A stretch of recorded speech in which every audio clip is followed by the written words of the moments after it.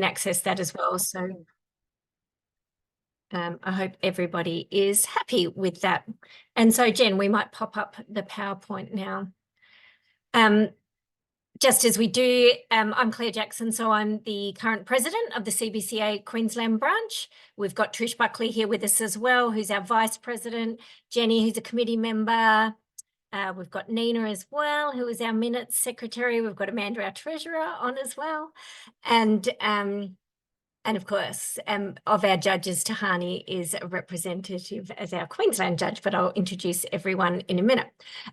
So we will get started with our acknowledgement of country. I'll just wait for Jen to get that organised.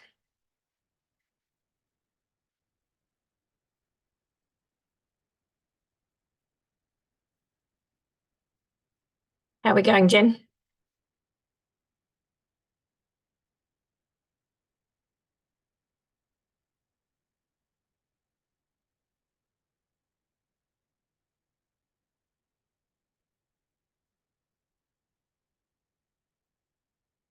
Jenny, are we good? If we can go back to the start of the PowerPoint. Yeah, I'm trying to get there. What's happening is because it's not downloaded and I'm just doing it through my thing, I can't see the bottom of the screen to click the button, but I'll get there.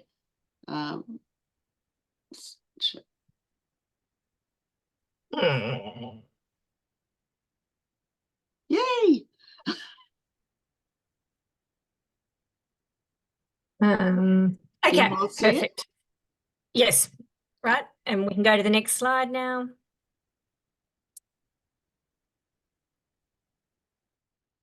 Okay. So we'll begin, as always, by respectfully acknowledging the traditional custodians of the lands on which we're all gathering from today, which of course is representative of many different groups around our country. I respectfully acknowledge the Quandamooka peoples of Moreton Bay, the Ngugi, the Nunakal and the Guampale peoples, and recognise them as the original storytellers on our lands. And we pay our respects to all our elders past and present. So thank you all very much for joining us. And of course, a very big thank you to our judges who've joined us this evening, who are obviously here as a result of all the hard work that our awards subcommittee does, which is managed by Marissa Caluzzi. So we thank them and all the judges and all the people who work really hard in the background to make the awards possible. So yeah, welcome to our three judges for tonight. We've got Tehani Croft, who's our older reader category. We've got Colleen in the younger reader category, and we've got Alex from EP. So this year, stats showed us that there were 68 entries in the older readers. So it'd be interesting to see if that's been down on previous years, and maybe Tehani can give us a bit of an insight into that. Younger readers, 146 entries. There was 126 entries in the early childhood, 201 in the picture book, 75 in the Eve Pownall, and 40 for the new illustrator. And if you haven't already, you are more than welcome before tomorrow night to register. Tomorrow night, we're doing the early childhood, the picture book, and the new illustrator category. So in the older reader category judges this year, there was our wonderful Tehani and Maria Alessandrino and Julia Petrocevic. And we have got Tehani here with us this evening. So as I said, we're been really delighted that Tehani has represented Queensland as a judge over the last couple of years in the older reader category. Tehani is the head of library services at a P-12 school here west of Brisbane and a lifelong lover of books. She's been working in school libraries for almost 2 decades, and she's lectured in the librarianship field for several years, published articles in Access, IC3 and Connections, and has been a committee member for local ASLA and the CBCA chapters. Tehani is passionate about school libraries and literature for young people, and has also previously judged the CBCA Book of the Year Awards, the WA Premier's Book Awards, and the Aurealis Awards. And I think I'm right in saying it's Tehani's last year as a judge. So we will miss you, but thank you very much for all your hard work. So I might hand over to Tehani to talk us through the shortlisted OR category this year. Thank you very much, Claire. Yes, this is my 4th year of judging it, but I did it all separately. So I judged with Trish 1 year, and then that was for WA, and then I judged for Tasmania 1 year, and now I've done 2 years, yay, in a row, which has been wonderful. So hello to everyone from Yagara country. I did judge with Julia and Maria, who were new last year, so that was really exciting because the year before I judged with judges who were experienced ones, and it can be quite different things, so it was quite fun. The reading this year was, as always, an interesting experience. And if it's okay with everybody, I'd like to start with a bit of an overview of the field we received, because I think that's sometimes as interesting as the shortlists themselves. So, alrighty. That says on all the things there were 68 entered works. We only got 66. So I think there might have been 68 entered, but we didn't receive them all, which was a bit sad. Does sometimes happen. At least half of them this year were speculative fiction of one genre or another. So science fiction, fantasy, or horror related. With contemporary realism, another dominant genre as well, which tends to be in this particular category quite common for both of those things. We also had crime, historical fiction featuring quite a lot, but nowhere near as much as the other 2 genre areas there. This is spec fic books, so the science fiction fantasy particularly are often part of a series, and that can make them a little bit challenging to meet the criteria of the awards that books have to stand alone. So you're not judging books as how they go together with others in a trilogy or that, for example. And we do find that a lot of publishers don't enter series works for this age group, especially if the first book in the series was previously entered and didn't get recognised or notable as a notable or shortlist, for example. So I know there was at least 2 books this year that were published that looked like they'd be quite good, but because they were second books in a series, we just didn't get them. I'm presuming that was the reason, because they were good otherwise. This year, we found that we had quite a high percentage of self-published or vanity published books, which isn't always the case. And it isn't always the case that they're not of a high standard, but it was this year, unfortunately, quite true, which is always a bit disappointing, especially in this age of digital publishing support. So I think that we have a self-published or Kickstarter book in the notables or shortlists on one of the other categories, and that's really exciting because these are the sorts of things that publishing is changing towards. So it's nice to see that the quality is there to be recognised at this level, which is great. We also spoke a lot in our judges' discussions about poor cover design becoming a bit more prolific, which is so sad because there's no excuses for that. We've got fantastic artists and designers out there. So it'd be really, I think publishers need to spend a little bit more time making the books more attractive to their readership.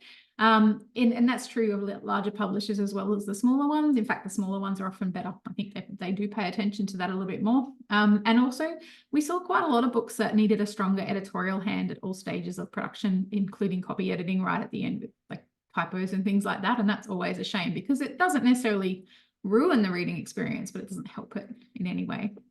But there's lots of positives as well. We had lots of debut novels this year, which was always exciting. And this has got a really strong showing in our shortlist because 3 out of our 6 shortlists are debut authors, which is pretty cool. Fewer than 10% of the entered authors were identified as people of colour, LGBTQI+, disabled or neurodiverse. But we did receive an anthology, one of our entries, which was just pipped on our notables list, I will say, which was of queer young adult speculative fiction by Australian writers. And that if you added all those authors in, you would certainly skew those percentages quite significantly, which would be pretty cool. Our notables list, however, does go some way to represent the diversity of quality entries quite pleasingly, and with around 25% of the books on the notable list authored by BIPOC or queer writers, and a similar ratio of male writers represented, although our shortlist was male as a man-free zone this year, which is always an interesting thing to see. In terms of themes, the coming of age theme is always popular in this category. Obviously, this is a transition period for readers of this age group, so it's often coming of age is often a big thing. And we also saw quite a few books examining environmental and climate issues. Friendship, family, feminism, and grief were also popularly represented. Interesting, this year, identity came up as a theme a few times, but more from a cultural point of view than from, say, for example, gender or sexuality, which has been fairly commonly represented much more broadly in the past. So I'm wondering if that shift, as well as a shift to, like we had far less books dealing with mental health issues as a theme this year than we have in the past. And I'm wondering if it's a shift that is explained by a growth of acceptance and understanding of these issues among the target audience. So I think the more commonly discussed that these issues are, the easier it is to represent them just as things that are, rather than issues to be discussed in the story. So it's quite interesting to see that change.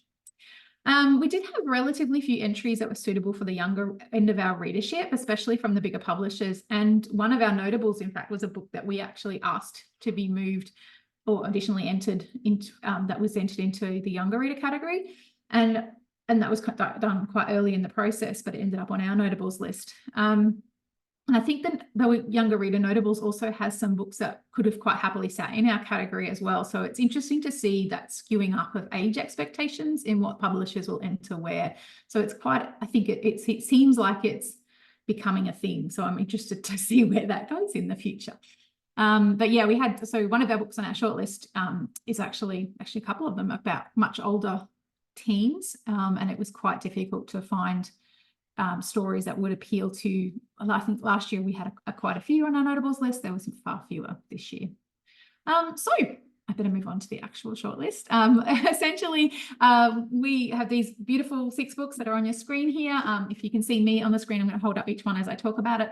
The first one, they are presented in alphabetical order by title in my hands, not on the screen, but I will, this is the order that they're presented in the judges, sorry, not in the judges, what was it? In the notables publication that came out. So I've pulled the information from there, but I've added some of my own because there's stuff I want to talk about some of them. So the first one I'm talking about is A Hunger of Thorns by Lily Wilkinson, published by Allen and Unwin. And this is one of the fantasy novels that we have in our list. So it's the only fantasy novel on the shortlist. It's I'll read this quote because I really like it. This darkly atmospheric book draws the reader into a metaphorical exploration of the challenges of living in a highly industrialized world, told through the lens of an interrogation of female power and persecution in the historical and contemporary context. So this is magical realism. It is a sort of set in a world that's kind of sideways to our own, but fairly comfortably recognizable as something that readers will be able to understand. It doesn't have high fantasy, but it does have magic. And essentially the industry in this world is powered by magic, but it's by women's magic. So there's a whole heap of meat to unpack about feminism and environmentalism and industrialization and all of those sorts of elements, which on the surface of the book is not necessarily what you expect, but once you dig into it and once you start reading it, it's definitely very strongly represented there. It is the first book in a series, but it's not really a series. I'm actually about halfway through reading the second one now. It's set in the same world, but quite different in its approach. And it doesn't have the same characters. So if this is a complete standalone, and one would expect it to be. It does have a strong female protagonist, but she's quite different from what you would expect from a strong female protagonist, as Wilkinson has subverted that through world building and interesting characterization. It is definitely I would say it's definitely for the upper end of the readership, but mostly because it's quite dense, and it wouldn't be the easiest of reads for the younger, less experienced readers, I don't think. So that's A Hunger of Thorns by Lily Wilkinson. That's the first one off the rank. Our next one is Grace Notes by Karen Comer, published by Lothian. It is a debut novel. Karen Comer actually ended up with 2 books unnotabled this year. For 2024. She had one notabled in the younger readers category as well, but this one came out first. So you can definitely call it her debut. They're both verse novels. So this is a verse novel, and everyone who knows me knows that I always say I don't like verse novels normally, but this is absolutely beautiful. It is so stunning. It essentially is a story about the COVID lockdowns in Melbourne from the perspective of 2 teens.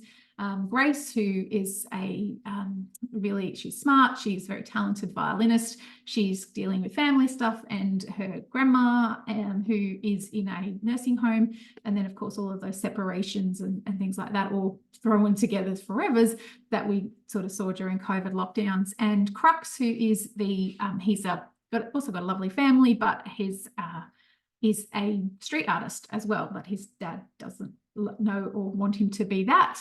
So he's also very talented in a different direction, and it's about them meeting each other and getting to know each other through that really, really challenging time of COVID lockdowns, but it's done through the sparse but spectacularly lyrical storytelling that in this first novel. And it's just so beautifully done. It's so authentic. It is do not read in public because you will cry, especially if not just because of the story being told, but I think because it's so realistic. And for those of us who did experience some of these issues during COVID, certainly something you can very much relate to and very well done. I think the teens are they are adorable, they are delightful and almost a bit too good to be real sometimes, but they're still inherently teen in their worldview, which is often not easy to portray. So I think that's beautiful. And it is this beautiful exploration of art and creativity from the perspective of those central characters. So that's Grace Notes by Karen Comer. Next one on the list is Inkflower by Susie Zale. We've had some conversations about this with people, from Walker Books Australia. It's a dual timeline narrative, and it's actually two historical narratives, even though I don't want to say it's historical when it's set in the 80s, but it is, and that makes it historical. I'm really sorry, everybody.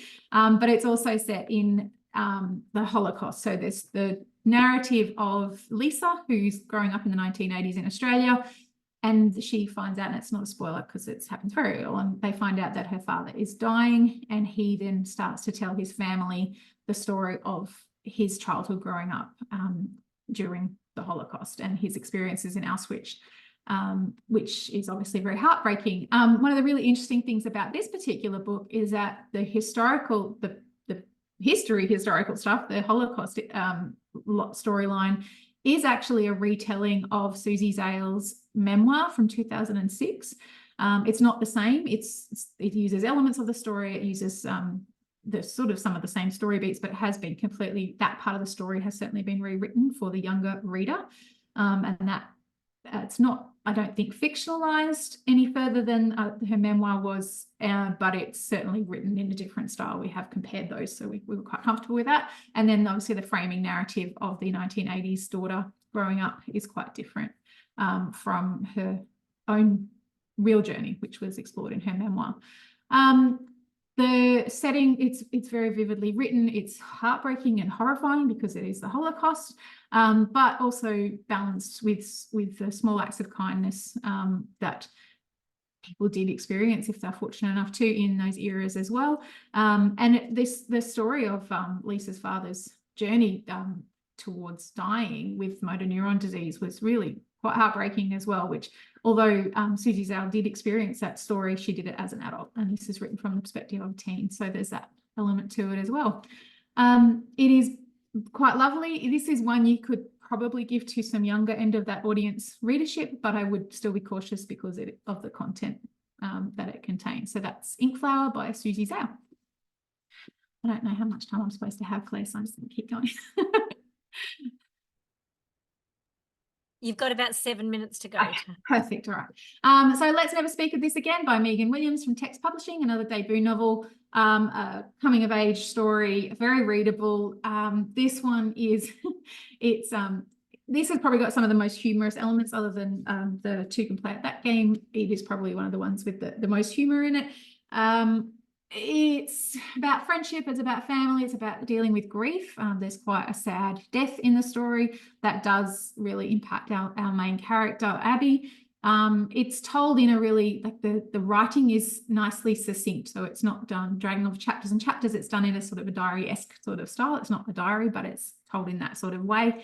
And it's exploring the challenges of relationships and friendships and that growing up element.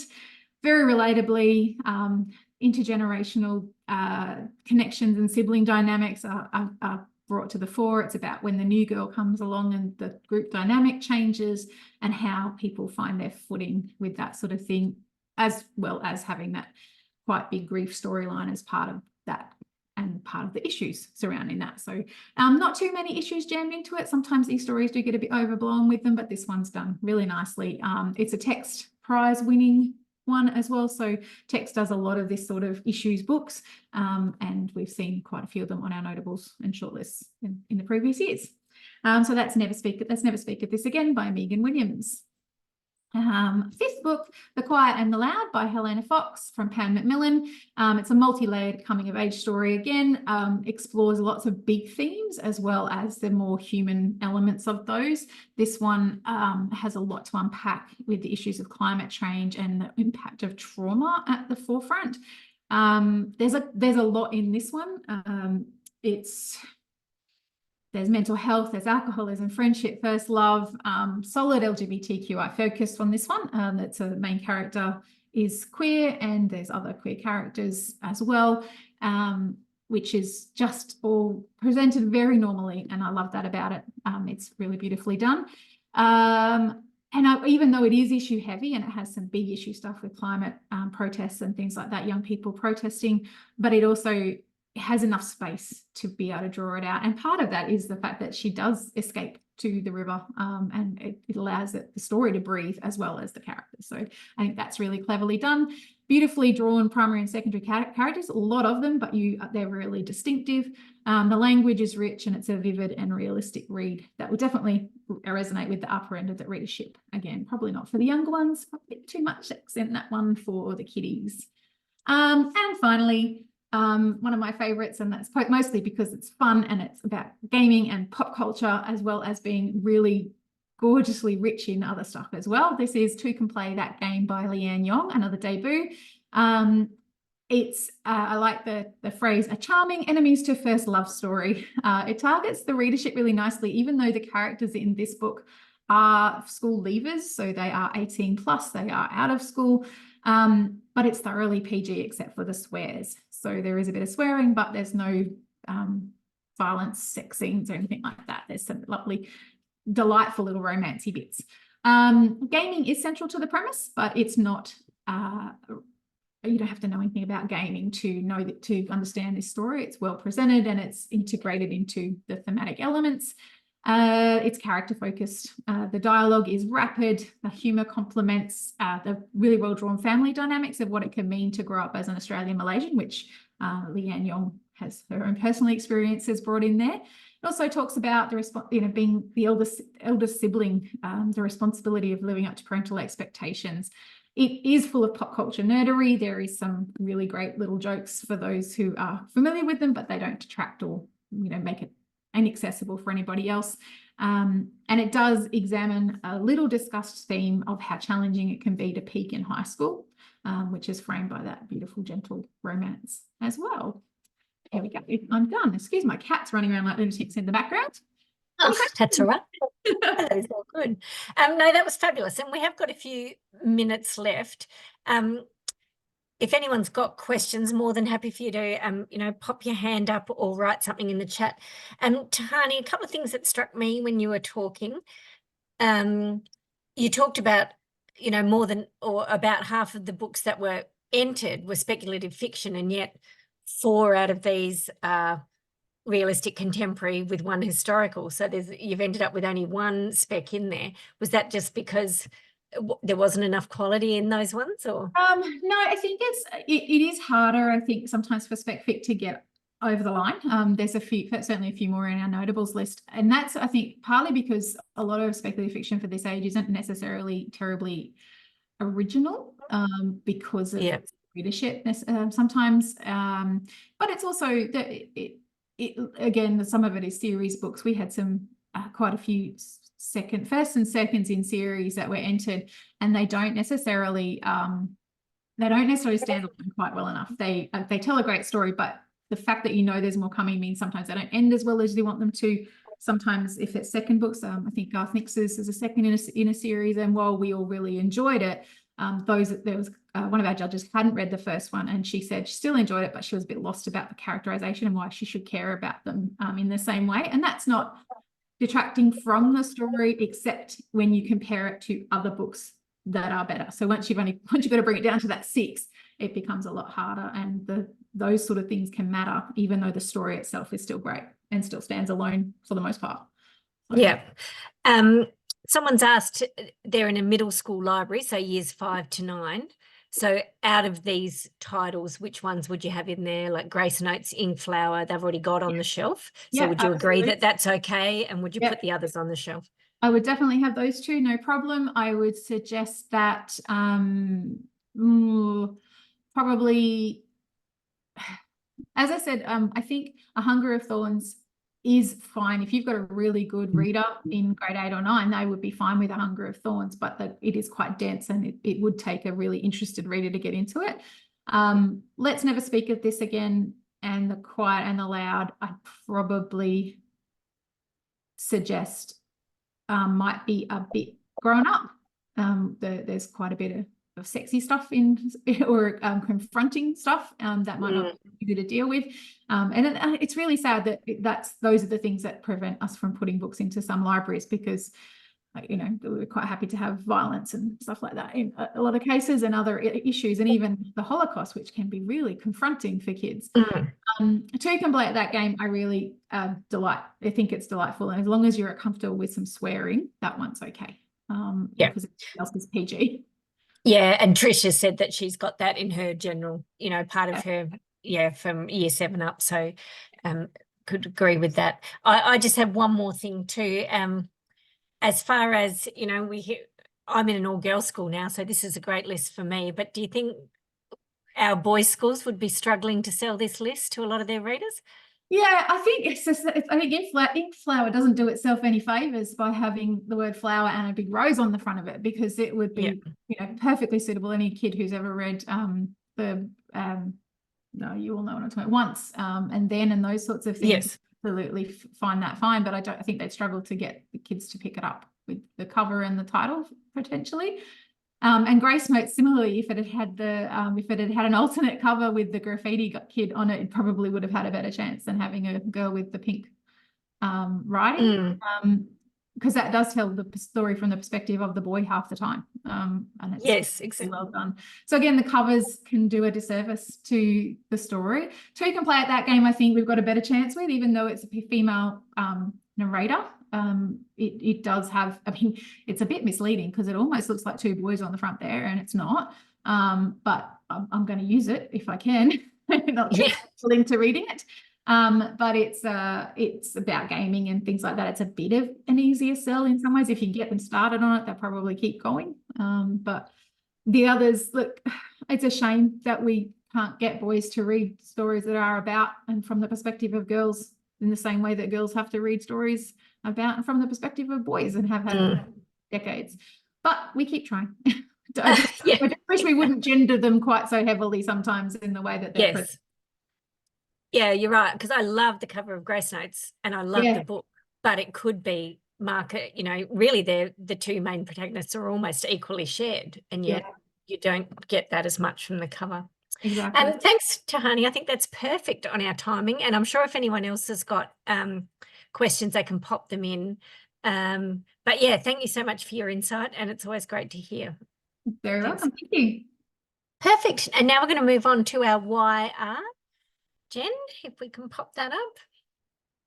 And so we've got our 3 judges there in front of us, Alona, Kathy, and we're very delighted to have Colleen with us this evening. So Colleen's had a 40-year career in education, shared a love of reading and teaching, and reading quality literature in schools across New South Wales and the ACT. She holds a Masters of Education in Teaching and Learning, currently holds the position of Senior Officer Literacy Specialist at the Catholic Education Office in Canberra-Goulburn. Her work with 56 schools across the sector involves supporting teachers in classes from kindergarten to year 10 to engage with and appreciate literature for inclusion in their planned teaching and learning. And she's looking forward to being able to contribute to the promotion of Australian authors and high quality literature through this judging process. So welcome, Colleen, and thank you very much for joining us. Thank you so much. Now I might just try and share my screen if I can. Sorry, I'll just go here. Is it working now? Yes. Yes, I think it's coming in now. Yep.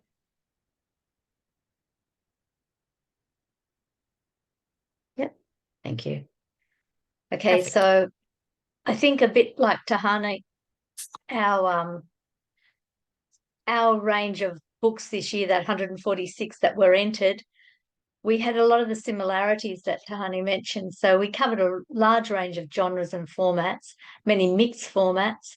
Our quality was mixed as well. We had some very high quality books, but we had a number of poor quality books as well. Some of that down to the editing. One of a book, I guess, from a fairly reputable author, and it was really quite a good book, but it was let down by its editing, in that even some of the characters changed names or lost their he, she thing in it. So, you couldn't take it any further than that, which is unfortunate for the author and for the possibility of the book. So we saw quite a bit of that evident this year, more than we had seen in previous years. I'm not sure why that is, but if it was seen in the older reader too, I'm not sure why. Many of our books had diverse family situations, whether it was a loss of a parent, whether there was a loss of a sibling, domestic violence, mental health. Families on the run seemed to be a bit of a theme this year too that we hadn't had before, running away from violence or running away from reality or poverty. We had some verse novels, many graphic novels. We had many that were a sequel to a previous book or previous books, and many that were part of series, such as Katrina Nenestad's traveling bookshop series. There were a number of books from that, a number of books from her story, Jackie French's series as well. That's just to name a couple. We also had new ones that we'd had, and we might have received 4 in the one series of that book. One of our shortlists is number 11 in a series. So that was all very different, I think, than what we'd seen before. We had quite a lot of cultural diversity.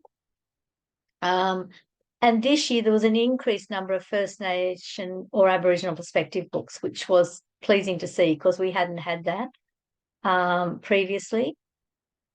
One thing, I guess, too, that we had was a number of books with multiple protagonists and yet had a strong voice. Each protagonist had a strong voice, and I'll talk about a couple of those in our shortlist there today. We had historical fiction quite a bit as well. Time slip novels, they were still fairly well represented too. We had a number with neurodiverse characters as well, but less of the real fantasy this year than we'd had in previous years. So again, that was just a little bit interesting, I think. But there seemed to be a lot of similarities with what Tehani said. Less too of the gender diverse ones this year. So the first one in our shortlist that I'll go through, and I'm going through them alphabetically too, just as Tehani did, is Being Jimmy Baxter, and that's written by Fiona Lloyd and is published by Puffin Books. And this is a book, I think, that probably one of the ones I think that Tehani mentioned that could be in the older reader section as well. It's really written for the upper end of the younger readers and the lower end of the older readers. So I guess perfect for that middle school range of people. It's a powerful and engaging read. Jimmy is the protagonist, and he's a child carer. He's old beyond his years. He's a boy in year 6. He's missed a lot of school. So he's wise to the ways of the world, and he can look after his mother, but he's not wise in the ways of academics. A number of the notes throughout the book are written, and it shows his lack of spelling or his lack of grammar. So it sort of brings that to the fore, but shows that he's still a strong character. So his strength of character, his vulnerability, the way he shows his love and his determination, and yet his belief in life is really powerful. And it enables him, along with the reader, to find joy and hope in some of the darkest of experiences. He has a father that's an alcoholic. There's abuse in the family. It addresses challenging themes such as domestic violence, mental health, life on the run, bullying and death in an optimistic, sensitive and age-appropriate way. It will appeal to those who have had personal experience, I think, of mental health issues or domestic violence. But it also offers a realistic window into that aspect of life for those who have no experience of it. So it sort of helps us to experience it and helps to develop knowledge and understanding and encouraging empathy as well. Interestingly, today I read an article about empathy and the younger reader. I was saying that the use of screens and some of the things on screens is removing that empathy, that feeling of empathy. Now, I didn't read it enough to know, but it's nice to know that some of our books can bring that to life. Themes of living with adversity, community and domestic violence, family relationships, bullying, racial inequality here too. So you can, mental health, poverty. His narratorial voice is evocative of rural Australia, and I don't think we often get that either. The primary and secondary characters are authentic and well developed. It has a well-crafted plot, and the conclusion provides the reader with a sense of relief and hope for the future. It could have been dark, but it doesn't do that. One of the things, I think, one of his notes to self, and he has these little notes to self that are written like a note, and it's note number 3, and it's after his father has died. Dear Dad, I'm glad you were my dad, even though you found the bottle and often didn't come home. Sometimes you were fun. Yours truly, Jimmy. Things I liked about Dad: flying paper planes, watching movies, burning fish fingers, slipping me $1 every now and then. So you get the feeling it's a very realistic, authentic book, but told very nicely.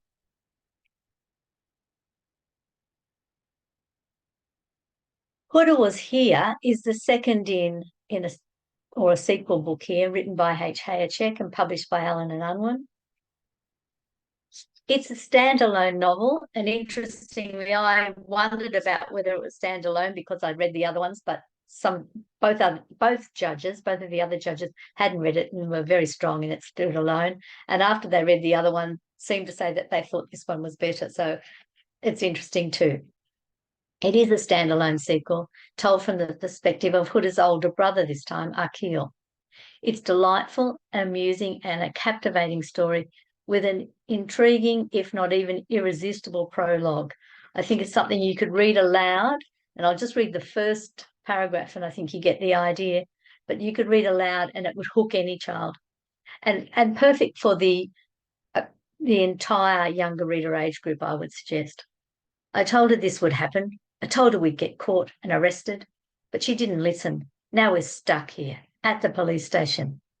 The officer at the door blocks the exit with his Hulk-like body. I see his bulgy eyelids flutter and then his head flop. It looks like he's about to fall asleep. So it just is the prologue. It opens, I think, the reader to the idea of a prologue too, which is interesting. So Huda is strong-willed and determined. Akil is sensitive and loyal, yet they come together perfectly, lovingly, respectively, with episodes of suspense, humour and misbehaviour. Their love of family and their love of each other is strong throughout. The plot and characterisation is well developed and it's cleverly revealed, captivating the reader in a way that allows the reader to be an active participant in their lives, their actions, their dilemmas, their problems, and I guess their misbehaviour. You ride their ups and downs all the time, hoping that they're going to escape and bring their family back together. It's well crafted and age appropriate, and it creatively explores family, cultural difference, sibling and family relationships, hardship and determination. It's fast paced. It's another layered text. I think Tehani talked about a layered text, and this is layered too, with elements of surprise. And humour pervades the story, lifting it to another level. It's a dual narrative, and it's labelled so either the bandit plan or before the bandit plan, and that helps the reader not get confused as it shifts in time from one place to the other. It simultaneously explores both before and during those themes of family and community and morality, corruption, and it's wrapped in a cloak of adventure, humour and mystery. It's a real fun read, and I think it's a good across-the-board book for the younger reader. This next one is a very different book, Real Pigeons Flap Out, written by Andrew McDonald and illustrated by Ben Wood. It's a graphic novel of sorts, and number 11 in a series, but it does stand alone. It's It's interesting in that it blends the unique features of a graphic novel and a conventional narrative in a way that's new and different. It is a book in which the text can be read as a traditional novel and the graphic work works like a typical graphic novel, but together they enhance each other and come together differently. One of our judges on the panel foresees this as the future for graphic novels, which it'll be interesting to see if that is the way it moves. It has multiple entry points and it would be accessible across the readership of this category. Its characterization is strong and its illustrations are amusing. Its design features are less constrained than many graphic novels, and the language used is largely sophisticated. Verbs such as activated, confused, launched, and then it uses words such as eventually, inspiring. It's action-packed, and while on the surface it appears to be about pigeons flapping about and fighting crime, it's light-hearted, and it's silly, and it's fun, and yet this disguises how it brings out deep thinking about themes such as sticking together, loyalty, selflessness, and there's a real sense of good versus evil. Its illustrations are well crafted and integrated with the text, adding to its context and plot. It is quite different, and part of that series, as I said, but very different indeed. This next one, Scartown, written by Tristan Banks and by Puffin Books, published by Puffin Books, is another fast-paced novel set for the older end of this category and the younger of the older reader category. It commands the reader's attention from start to finish. It's enthralling beginning, its high-octane, action-packed plot development, and its dramatic conclusion. And I'm just going to read from the very captivating prologue in this book. My eyes flick open to a blood-red sky, water lapping at my face, head split aching, my mouth a cave of pain. I hear footsteps move away, sloshing through the shallows. I don't know if I've been out for a second or a year. I cough up a throatful of water and try to move, but my neck screams in protest. Without thinking, I turn face, fast, pain slicing me in half, and I see the house. The house is where it all began. So this book, I think, would be one you would have to know your reader before recommending it to them and know the book before you recommend it to them. It is a fast-paced read, but some I know have been frightened by the book. So that might be something to think about it. Its mood, tension, and action throughout are captivating, and it's told in such a way that it asks the reader to question themselves, question what they think about honesty. It's cleverly written, and the setting comes to life in the mind of the reader, and the sense of place is maintained. It has quite a number of adult characters and quite a number of young characters, and they are powerful and realistically portrayed. Each of the young protagonists is quite different. So as a reader, you might relate to one and aspects of another. So there's quite a bit to relate to, but they are quite different in what they bring to the page and how the reader will connect with them. Each of the characters are flawed in ways. They're not squeaky clean, but they are realistic. And they, again, enable the reader to explore and extend their thinking about difficult situations and relationships. Family, loss, honesty is a big thing, criminal behaviour even, and ethics, abuse. And it's dealt with openly and age-appropriately and authentically. But when I say age-appropriately, I'm talking about that upper end and perhaps the lower end of the older reader category. It's a classic story in a way and a classic suspense story, but told in that accessible way. It's a difficult to put down thriller, I suppose, in one way, with corruption and classism. It's a powerful presentation, has an intriguing cover, it's well produced, its layout and chapter headings all add to the presentation and the accessibility for that older end of the category. A powerful book. I'm not sure about my time, Claire. About 3.5 minutes, 3 minutes. Okay, all right. I'll rush through the last two here too. Okay.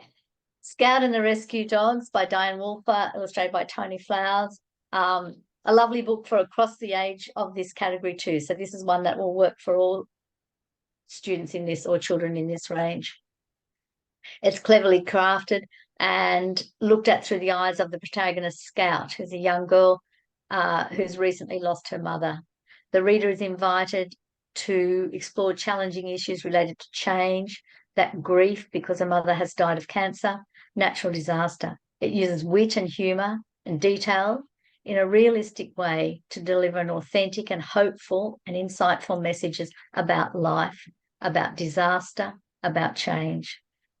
It maintains the interest and subtly delivers messages of protective behaviours and safe use of the internet through the adults and who are modelling for her and who allow her some individuality but then guide her through that. It's quite nicely done. Characterisation is strong. The setting is accurately detailed. It's meticulously researched and set in Southeast Australia. So you've got New South Wales and Victoria, and her father is a truck driver. So you have this travelling from town to town, visiting different refuges for animals, animal refuges, but also it's in the time of the bushfires. So the distances and everything are accurate. The way that things happened in the towns are accurate. It's extremely well done in that. The information about dog breeds, about life of a truck driver, it's all set in or presented in a very accessible way. Some of it in little information squares and notes about dogs, and then the narrative, or some in letters with little rebuses in it. Very, very well presented for the audience. As I said, set during the 2020 bushfires. It talks about things authentically, but without being fearful.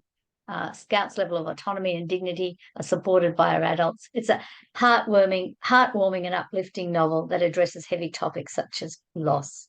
And Scout's optimism and the love she shares with her father and the love of animals bring it to the head. It's very nice, lovely read. And the last one that I'll talk about, The Sideways Orbit of Evie Hart, written by Samira Kamaldeen and published by HarperCollins, is a book about transition and change. And here the book explores life's transition and changing stages through the eyes of a protagonist who is Evie, a 12-year-old Year 6 student who doesn't like change and who likes life to follow rules and be consistent. So you can imagine neurodiverse without really naming it.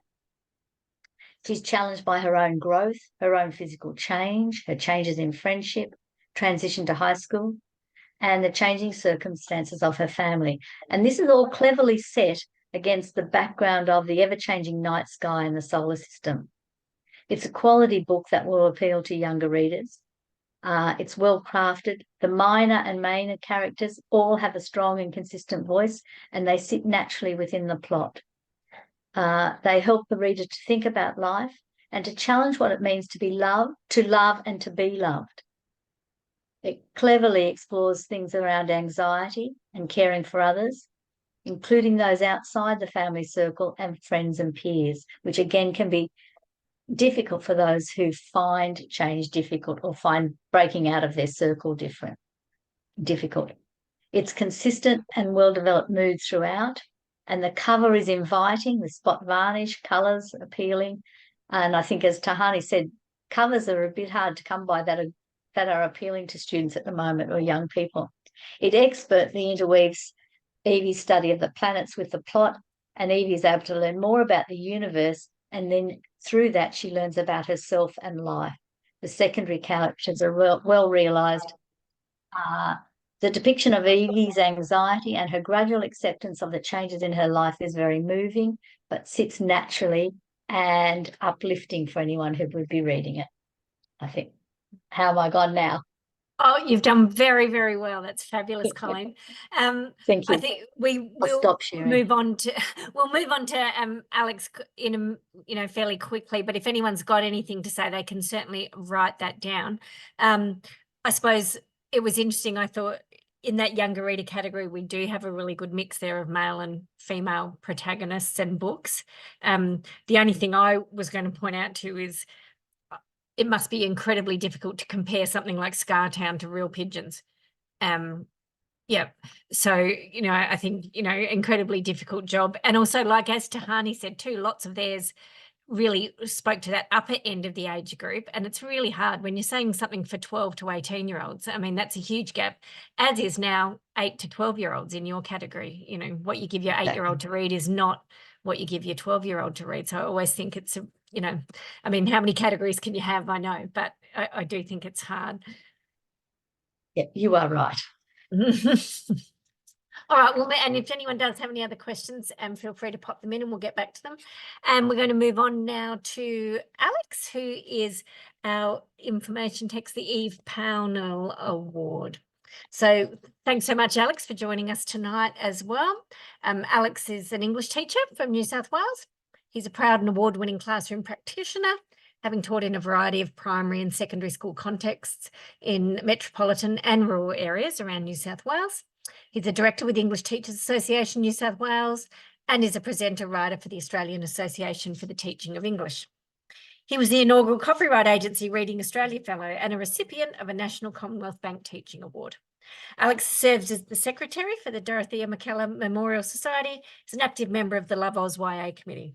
He's been a judge for Red Room Poetry, Queen's Commonwealth Essay Competition and the New South Wales Premier's Literary Awards. So we're really delighted to have Alex here tonight to speak to us about all things Eve Pownall. Thanks, Alex. Yeah, thanks so much, Claire, and colleagues and friends. Good evening. As Claire said, Alex Swanton's my name. I'm coming to you from Camilleri Country in northwest New South Wales in a little country town called Gunnedah. And I've been a judge this year for the Eve Pownall Award. It's my third year judging this particular category, and I really enjoyed that experience. The Eve Pownall category, if you're not familiar, is actually a 0 to 18 age range, and the criteria looks at the primary purpose there, as it says, kind of documenting factual material. Okay, so we're looking at anything from biographies, memoirs, autobiographies, information picture books, information texts, and so on. So quite a diverse category and quite a diverse age range. And I'm really pleased to see our shortlist here reflects kind of the younger reader, really ages 3 up, right to the upper end in secondary as well. So let's dive into the shortlist together now.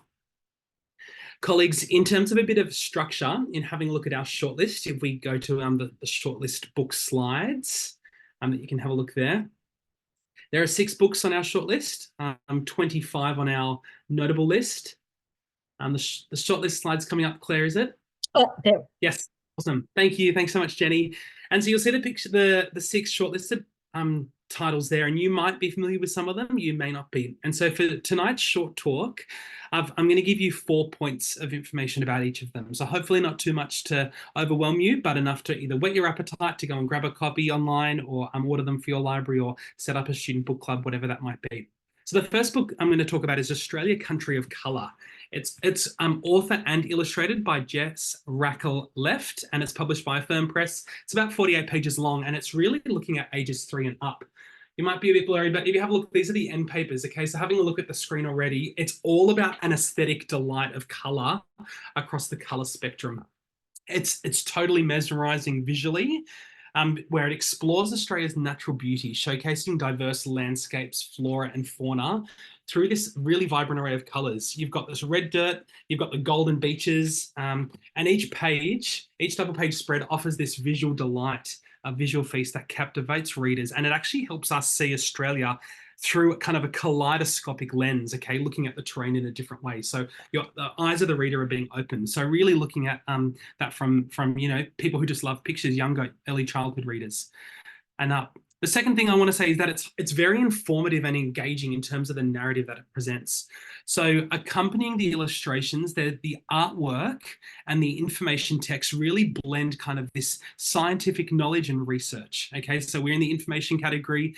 So by being an educational book, it actually enhances the visual literacy of the reader. It fosters recognition of various animals and plants. It's got labels and names, and it actually ensures this really enriching reading experience for kind of the adults who might be reading it with the young people, as well as the kids themselves. The third point I want to say about this text is that there's an element of exploring emotional significance of colours. Now, if we teach visual literacy and talk about colours, we know that they can often be linked with mood and emotions. But what this book does actually delves into the depth of colours in terms of how different colours evoke feelings and associations in terms of nature and landscape. So it's kind of this new insight. It is very much kind of looking at the profound impact of the colour in nature and overall kind of the human perception and emotion. So it really opens your eyes as someone who might look at colour in a different way. The fourth and final point is there's this really kind of ongoing motif of cultural acknowledgement and First Nations representation.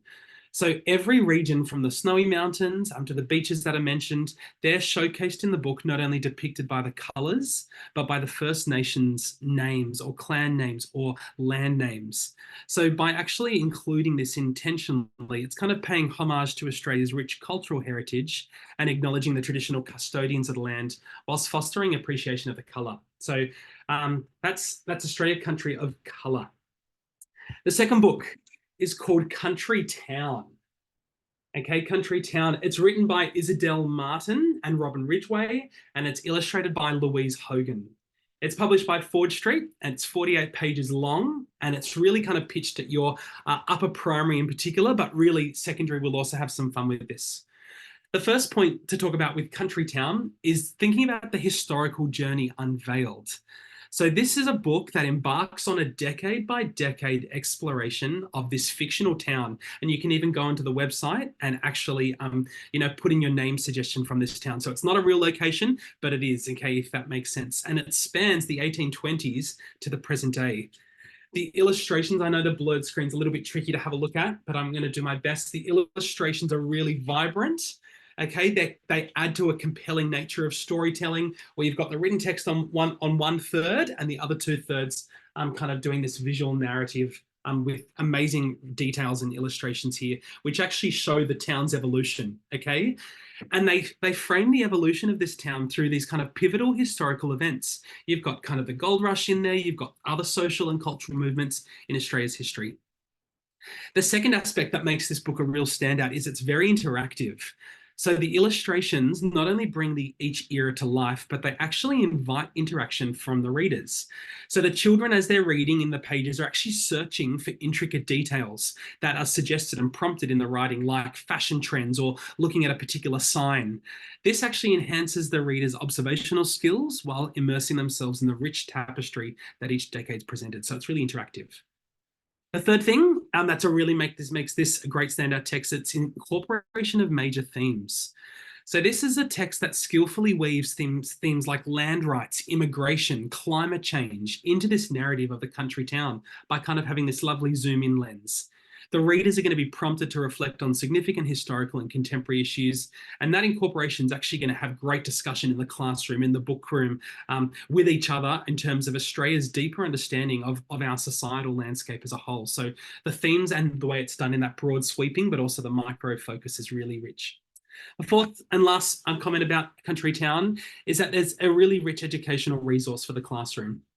So this is a text that really does align with school and kind of curriculum, and it's been really meticulously researched in terms of the decades and what's happening, the details of the fashion and the drawing and how that's all represented there, and the varied sources. And there's a timeline included in the text which actually enhances the learning experience, which means students can go that much deeper into Australia's history. That's Country Town. Third text is the lime green one. If you have a look at this cover, it's going to stand out in the book rooms and libraries. It's called Ooh Gross, okay, Foul Facts and Putrid Pictures. It's written and illustrated by Dan Marshall, published by Pantera Press, and it's 280 pages, but really looking at kind of a reading level of ages 7 and up because it's sort of bite-sized information. 4 points. The first thing is that this is an incredibly engaging design and title. So it's a title that's going to captivate the young readers with the alliteration. It's got this bright green cover, and it's going to get curiosity of kids who are interested in the grim, the gross, and the outrageous. Okay, that's who it's appealing to. It's interactive. It pictures itself as a bit of a learning adventure.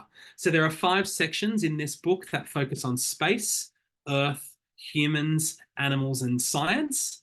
And in each of these sections, there's this immersive learning journey where you get guided by Simon, kind of this little monster. And each page, readers are invited to engage with what's called a grossometer, okay? Where you have to rate what the facts are in terms of how gross they are to you as a reader. Looking at, can you grow things in your underpants? All the facts about mucus in your body, okay? You can picture some readers that you might know in your schools or context really loving that. There are questions that are posed to them, okay? It's very engaging. There are activities there, and learning's made to be this interactive hands-on experience. So that's quite exciting. The information is bite-size, okay? It's overflowing with these varied facts on different topics. The book delivers really intriguing information. So these little nuggets of knowledge, they've been researched and fact-checked by scientists, and they're tailored to captivate young minds and get them excited in what's really disgusting and fascinating. And the 4th point, it's really engrossing content, engrossing with a bit of play on words there in terms of gross. The contents page at the start is meticulous in terms of the diverse array of topics. It's very comprehensive in the coverage, in all the facts from around the world. And it's really kind of so thorough that it's going to satisfy, the most curious little mind that you might have in your family or your school context. That's gross. The next book, number 4, Our Country Where History Happened. This is written by Mark Greenwood, illustrated by Fran Lesac, published by Walker Books. It's 40 pages, and really we're looking at ages 7 to 13, so kind of starting to straddle that lower secondary now as well. It's an information hard copy picture book. 4 things. First one, this is a really comprehensive historical journey. So this book offers a deep dive into Australia's history. It seamlessly weaves together First Nations and then post-1788 events. It embraces kind of diverse perspectives on a whole bunch of different topics by acknowledging both Indigenous and non-Indigenous names, for example. And the book paints this really holistic picture of the nation's past. It kind of showcases these pivotal moments from each state is included, and highlights the contributions of women and Indigenous peoples in particular. So thinking about different voices and representation. The second thing, it's a fresh perspective on what we might already know as being quite familiar in our schools or in our literary representation. So they're historical events. We're looking at, the Eureka Stockade, for example. It's trying to do a refreshing take on that.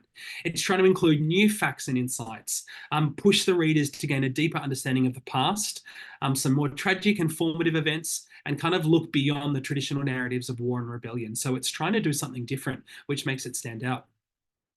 Number 3, it's very accessible as an educational tool.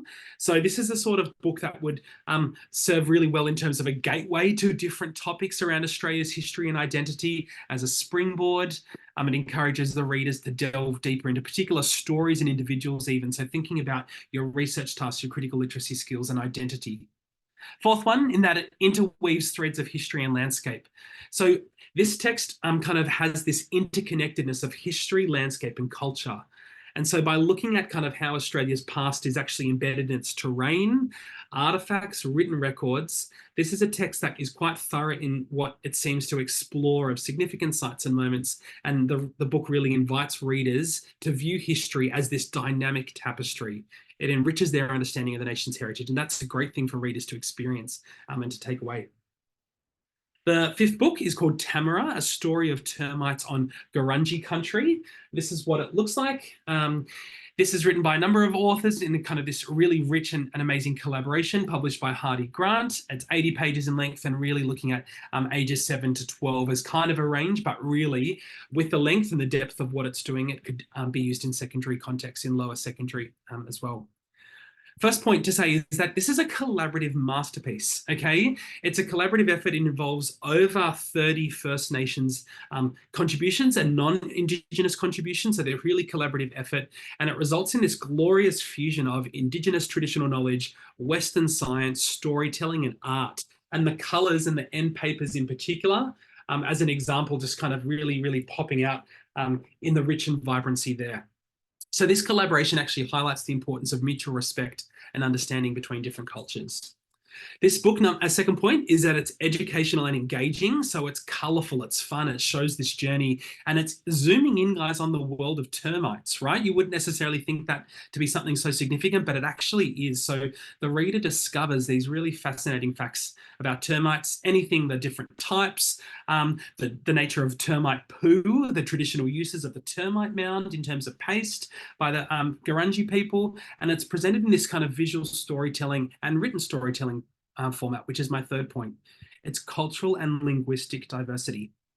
So I need to flag that this is written in Gurindji, Karol, and English. So we've got three layers here, and the book celebrates linguistic diversity, and it invites readers to immerse themselves in the rich cultural heritage of the Gurindji people. The inclusion of a QR code in particular, and it's in the shape of a termite mound. I won't be able to find it now, but there's a QR code, and that actually provides access to an audio version spoken in language, which really enhances the cultural experience for the reader and for the wider group as well. The fourth one, of course, Tamara, is a text that really focuses on celebration of reconciliation and mutual respect. This is a text that embodies the spirit of reconciliation by bringing together Indigenous knowledge and Western science to explore the role of termites in caring for country and for people. And it's this testament to collaboration in writing, artwork, design, promoting mutual respect of the knowledge systems, and contributes to the reconciliation process. So good. All of them just so good. This last book, this book thinks you're deadly. You might know the name Corey Tutt. He's the writer. You might know the name Molly Hunt. She's the illustrator. It's published by Hardy Grant. It's 192 pages long. And really, we're looking at upper primary in potential audience to secondary. So the first thing is I mentioned Corey Tutt. He's a Kamilaroi man from Nowra, New South Wales. And you know his name from The First Scientist, okay, which was, previously CBCA acclaimed work, as well as in wider circles, including even Prime Minister's literary awards levels and so on. So he as an author really is showcasing in this text his dedication to highlighting Indigenous excellence and achievement. The second thing is mentioning the illustrator. I mentioned Molly Hunt. She's a Balangura and Yolngu woman, and her illustrations, these digital illustrations, you'll just see from the focus here, but it actually breathes life into the pages, and it elevates the book to be visually stunning as an experience. How good we want our readers to actually have an experience when reading, right? Not just be turning the pages. These are the sorts of books that are doing it, and it's so exciting. Hunt's artwork actually captivates visually, and it's supported by the written text, and it adds depth and vibrancy to the stories. So who are the stories, and who might some of these people be? Well, that's the third point. It's focusing on a diverse representation. It focuses on profiles of 80 First Nations individuals, and it spans a whole variety of different fields. We've got sport, art, activism, science, literature. So this is a book that celebrates the diversity and the success of First Nations people in everyday Australian life. The diverse representation actually helps readers encounter a broad spectrum of Indigenous excellence, perhaps going beyond some more common names that are being circulated or that might equate to different research projects or knowledge. And that's the fourth one. This is a text that's actually inspiring. You want our readers and young people to read it and to feel something, to feel the response. So it showcases the careers and the personal stories of notable figures. And in here, you'll find people like Professor Marsha Langton, Tony Armstrong, Uncle Archie Roach. And this book has a purpose to inspire readers. And we know that because it's highlighting contemporary and widely known achievements, and even offers a source of motivation and empowerment to all who read it by a section at the end where the reader gets to fill in their own section here on the yellow page about what makes them deadly, what makes them unique, what's their story. So this kind of fully immersive and inspiring experience that you want to read it and say, wow, I've got something to share and tell as a young person. It's giving elevation and celebration to that voice. This book, Thinks You're Deadly, by Corey Tutt. That's the Eve Pownall shortlist for 2024. That was fabulous, Alex. Thank you. I think something that struck me, and like we said before, that YR and OR are hard to, with the diverse range of ages. And then when obviously you've come in and said, well, I've got 0 to 18 to look at there. There certainly is a bit of a trend with that shortlist, you know, like most of them are very almost like picture book orientated in lots of ways, maybe apart from Deadly and Gross, but the others have got very much of that picture book sort of theme. Do you think, is there less of the things that were entered, of all the entries that came in, is there less of the more senior type, you know, information text? And is there a lot more of this sort of picture book coming through? We are seeing a huge amount, Claire, particularly over the last couple of years and being able to look at this year, then we're seeing this huge trend of the information picture book. And they're anything on birds and migration patterns to sustainability in the environment. That upper secondary in particular, has a real gap. And it's thinking about, is it a textbook? Are they memoirs? If so, thinking about their appeal, their readership, how well they're written. You know, so really thinking about the different voices that are captured there. But the information picture book as a text, like you do things with the great colors, you have the hardcover, it's so accessible and engaging. And we know picture books do kind of straddle that older reader and younger reader, not just the younger reader, because you've got adults who are reading to them as well. And so it's thinking about, well, in the age of digital publishing and multimedia, the information picture book certainly has a lot to offer, and it has a lot to offer the younger readers, but the subject knowledge and the depth and the maturity is something that we want to look for more and want to celebrate, because there's lots that the secondary teachers use in their classrooms, but it's not in the traditional literary style always. Yeah, no, most definitely. And I think, as you say, I think given the age of digital and the fact that we are lamenting maybe that our older students are struggling to read something more in depth and look at, you know, a big chunk of text on a page, and that loses them. So at least with this sort of trend, there's still lots of stuff accessible for them that, as you say, still quality information as well. Yeah, absolutely. And it does come down to quality, Claire. That's exactly right. In terms of like structure, you know, you've got a lot of information. We check as judges, like we do fact checking, we do researches, we look at the text. Does it have a table of contents? Does it has a reference list? Where are the sources? How trustworthy and reliable is that? Because if we're going to use it as an education text and want to train our students to acknowledge sources, to look at references, to dive deeper, these texts on the shortlist and the notables certainly fall into that category as well, in terms of textual integrity and validity and reliability. Oh, thanks, Alex. And look, we've had some comments in the chat that said that was very helpful. Now they want to buy them all, which is always a good thing. And Tehani talked about the fact that she's been listening to you for 3 years do this, but it never gets old, that you're always very entertaining. And lots of people are making lots of positive comments about the fact that the night's been really informative. So that's great. So look, a really big thank you once again to Alex, Tehani and Colleen. I'm sure it's not the only judges talk they're going to do over the next few months or have already done. So we really do appreciate your time and your insights, and particularly as someone commented that, you know, that has made me want to buy them. And I think that's, you know, in today's world of tight budgets in libraries and things, it's always really good to hear and think, yep, is that going to be suitable for me or not? And how is that going to work in my library? So I think that's really, really valuable.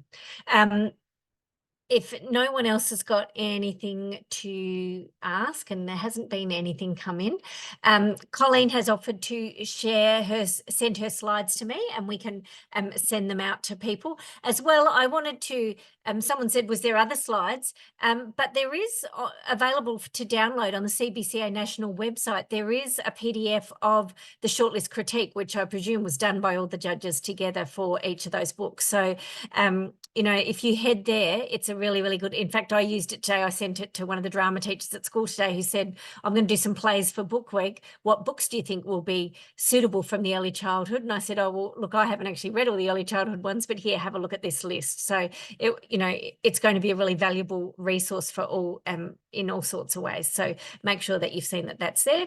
Obviously, the Book of Year Award announcement is Friday, the 16th of August. So that will be upon us before we know it. So keep, you know, looking out for that. Also, shadow judging, if you're in a school or with a group of young people, shadow judging is a great way to get young people's voices to look just like those judges tonight, to get young people to have a look and read and and critique and see what they like about the books and what they didn't like, what they think is well done, looking at it from all those other things, not just saying, did I like it or not, but quality, does it meet the criteria that the judges were looking at. And I think it was really interesting last year comparing the shadow judging votes to the adult judges' votes. So that is on. Head to the shadow judging website, and not too late to sign up for shadow judging. Also, don't forget about the wonderful CBCA merchandise this year with the beautiful Reading is Magic artwork, and there's lots of new things this year in the merch. So, head to the website and have a look at that. Little plug for in Queensland here, we had a very valued and much loved member of our branch and life member, John Moffat, pass away at the end of last year. And we have set up an in memoriam for him for the awards, so that, and that's gained a lot of momentum already. I think we've got over $1,000 already donated for that within the first month that it's been up. So if there is people out there who knew John, he was a bookseller and very well known and loved around the area, you may like to contribute to that. That would be a beautiful way to honour his memory as a CBCA Life member. We do have a Book Week brunch event coming up. We're just finalising the details, so stay tuned for that on our newsletter, which will come out later on this week. And of course, Brisbane Writers Festival is coming up as well. Jenny or Trish, did we have anything else? No? All good. Well, I think we can probably leave it there, and I think we've done pretty well. Not unless you want me to do a plug for Booklink's Narelle Oliver lecture that's coming up this You can month do that, Jen. Go for with it. Katrina Nanastat. Go to the Booklink's website and find the information on that. Oh, Katrina. We love Katrina. Yeah. That's for people who are in Queensland, because that's in person, isn't it? So Yeah, only Queensland. yeah, well, unless you're here on holidays, we'd love to have you. So we've done pretty well at 7:18. So I think that's very impressive, our judges. Well done. We will send out the recording to people that you can access. And as I said, we'll have those slides as well from Colleen that we'll send out. And of course, as I said, there's the critiques. So enjoy your evening, people. And thank you very much once again. Big virtual clap and real clap to our judges. We're very impressed. And thank you from a Queensland perspective, Tehani. We won't say, in fact, I think Alex, Tehani and Colleen, I think it's your last year, all of you, is it? You all done? Oh, so there you go. So thank you very much, but I'm sure we will see your faces around again in future years. Thank you for organising, Claire, and everybody. It was wonderful. No worries. It's always great to hear. Thanks a lot, everybody. Have a lovely evening. Thank you.